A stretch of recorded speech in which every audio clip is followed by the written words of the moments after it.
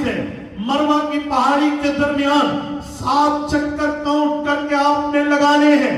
ये जो सफा मरवा की सई है, ये जो सफा मरवा के दरमियान दौड़ना है, जब आप तवाफ से फारिग होके सफा में एंट्री करेंगे, अभी आपकी एंट्री नहीं हुई होगी, उतरने के लिए आपको सफेद कट पीस मार्बल मिलेगा जिस पर पांव स्लिप न हो, उन्हें काट के लगाया गया है। उसके लिए बंदा सफा में दाखिल होता है। फैसलाबाद के गयूरो ये जगह थी जिसे हुजूर का मदरसा दार अरकम, ये जगह रब्बे करीम आपको ले जाए, आप इस जगह जाइए, देखिए इसकी वसूली पेश करने लगा हूं, तवज्जो रखना। इस धरती पर सबसे अफजल बंदा अंबिया के बाद, अफजलुल बशरी बादल अंबिया, अंबिया का मकाम, मर्तबा, दर्जा, हैसियत, वैल्यूज एक तरफ रख ले, उसके बाद पूरी उम्मत में जिसके सर पे सरदारी का ताज है, जिसके कंधे पे सरदारी के तमगे हैं, हजरत अबू बकर सिद्दीक रज़ियल्लाहु अन्हा की अम्मा हजरत सैयदा उम्मुल खैर सलमा रज़ियल्लाहु अन्हा कलमा पढ़ती है तो मदरसा दार अरकम उसकी जगह पर। आप कहेंगे कैसे? जिन जिन दोस्तों ने सफर किया है ना मक्का मदीना का, जरा हाथ खड़ा कर, मैं लोकेशन समझाने लगा। माशाअल्लाह, इतना बड़ा मजमा, जज़ाकल्लाह। अब देखिए जरा मेरे साथ आई कांटेक्ट रखिए, मैं जगह समझाने लगा हूं। आप जिस वक्त बाबुल फहद से एंट्री करते हैं, यूं ना समझे तो यूं समझे, शिरका मक्का पुराना क्लॉक टावर, एक है नया क्लॉक टावर, एक दूसरा मक्का टावर जिसे कहते हैं शिरका मक्का। यहां से आप एंट्री करके अंदर जाइए, जब मताफ में आप पहुंचते हैं, यहां से इस वक्त मार्बलाइज वे बने हुए हैं, कोई तकलीफ नहीं है, बड़े आसानी से बंदा पहुंच सकता है। फिर भी कुछ 4-5 मिनट 3 मिनट तो लग ही जाते हैं वहां तक पहुंचने में। अब आइए जरा, अबू बकर सिद्दीक रज़ियल्लाहु अन्हु का घर कहां था? यह शिरका मक्का में। जब आप शिरका मक्का की तरफ मुंह करें, मलिक फहद के दरवाजे पे आपकी कमर होगी, सामने आपको सीढ़ियां नजर आएंगी होटल की, एक दाएं इमारत, एक बाएं इमारत। जब आप मुंह करें, आपकी दाएं साइड की जो इमारत है, ये हजरत अबू बकर सिद्दीक का घर है, इसे दारे बनी तमीम कहते हैं। इधर अबू बकर सोए हुए थे, रिसालत मआब अलैहिस्सलातु वस्सलाम के ऊपर मक्का मुकर्रमा का उक़बा बिन अबी मुईत जैसा बर्गर फैमिली से रिलेटेड काफिर, जिसको अपने माल पर, दौलत पर, सरवत पर, पैसा पर घमंड था, वो नबी पाक सल्लल्लाहु अलैहि वसल्लम के ऊपर हमलावर होता है।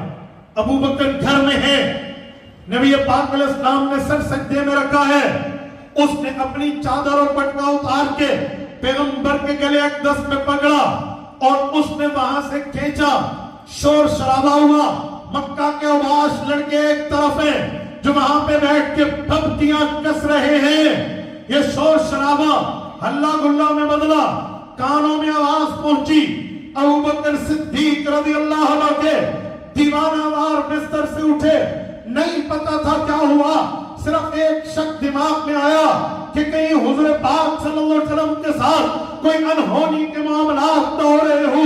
अबू बकर चले हैं, दीवाना वार चले हैं। जब अबू बकर सिद्दीक मताफ में पहुंचे, फैसलाबाद के गयूरो, तभी पहाड़ियां थी, सिंगरेजे थे, पत्थर थे, कांटे थे, झाड़ियां थी, यूं प्लेन रास्ते बने हुए नहीं थे। अबू बकर दौड़े कैसे होंगे, इन पहाड़ियों पे चढ़े कैसे होंगे, भागे कैसे होंगे, जल्दी कितनी की होगी, फुर्ती कितनी लाई होगी, ये अबू बकर की उस मोहब्बत पे डिपेंड है जितनी अबू बकर ने रसूलुल्लाह से प्यार और मोहब्बत किया है। जब अबू बकर पहुंचे, अबू बकर के सामने नक्शा ये है, आवाज एक तरफ है, उक़बा बिन अबी मुईत जिसका पैसा बोलता है, जिसकी दौलत की तोती बोलती है, वो हुज़ूर पाक पे तशद्दुद के लिए पटका गले में डाल के खींच रहा है। अबू बकर गए और बड़ी जुर्रत के साथ, ईमानी गैरत के साथ अबू बकर ने उसके जाकर यूं उस पटके में हाथ डाला और सिद्दीकी जुर्रत से हुजूर को छुड़ा लिया। पैगंबर इस्लाम की गर्दन आजाद हुई। फिर अबू बकर ने उक़बा की आंखों में आंखें मिलाकर कहा, تقتلون رجلا ان یقول ربی اللہ، تجھے شرم نہیں آتی؟ اپنی عمر نہیں دیکھتا؟ ان کا قصور کیا ہے؟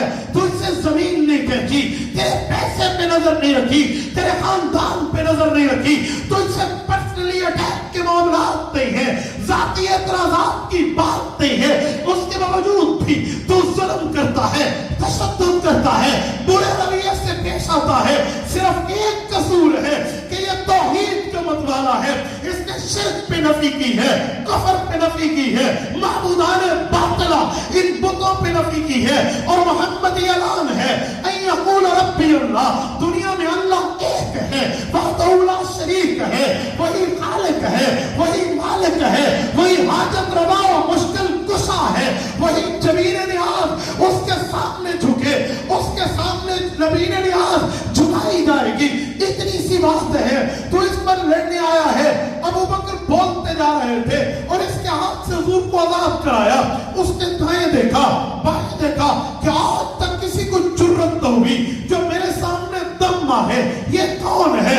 تو اسے بتایا گیا عثمان بن عامر ابو قحافہ کا بیٹا ہے، اس کا نام ابو بکر ہے، یہ ہے۔ اس نے یوں دیکھا، حیا نہ کیا، بنو تمیم کا فرد ہے۔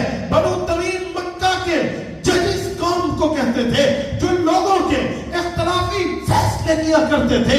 ابو بکر بھی مالدار تھے، 6 ریشم کی دکانوں کے مالک تھے۔ اس نے نہیں دیکھا، ابو بکر پہ پڑ گیا، ان ظالموں کو کہا اس پر پڑھو، وہ سارے اوباش پڑھے، اتنا مارا، بے ہوشی کے عالم میں گھر لایا گیا۔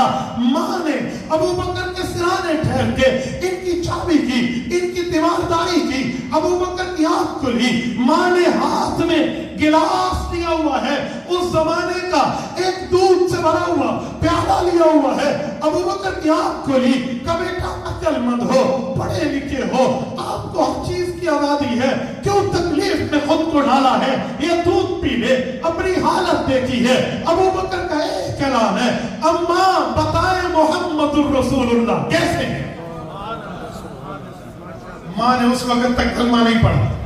یہ ماں کے دل میں پہلی ایمانی چوٹ لگی کہ میرا بیٹا پڑھا لکھا ہے، عقل مند ہے، ہمارے قوم کا چشم و چراغ ہے، لوگ اس کے پاس فیصلہ کرانے آتے ہیں، اس پر کوئی جن کا اثر نہیں ہے، کوئی اور معاملہ نہیں ہے، اس کے کوئی مالی مفادات اس شخص کے ساتھ وابستہ نہیں ہے، اتنا پیار کر رہا ہے۔